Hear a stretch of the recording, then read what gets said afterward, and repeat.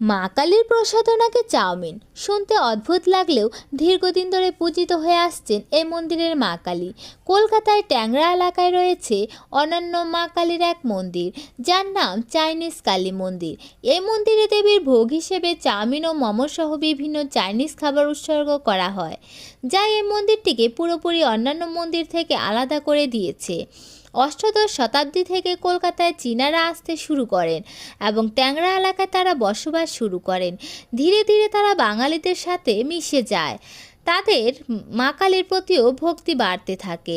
বাঙালিদের সাথে থাকতে শুরু করলেও তারা মাকে নিজস্ব কৃতিতে পুজো করে থাকেন।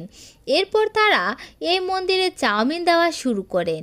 ৬০ বছরেরও বেশি পুরনো এই মন্দিরের দায়িত্ব এখন জং চ্যাংয়ের হাতে। তার পূর্বপুরুষরা এই মন্দির প্রতিষ্ঠা করেছিলেন। এখানে মা কালীর পুজোর রীতিনীতি হিন্দু ধর্মের মতোই করা হয়, কিন্তু ভোগ হিসেবে কেবলমাত্র চাউমিন সহ বিভিন্ন চাইনিজ খাবারই দেওয়া হয়।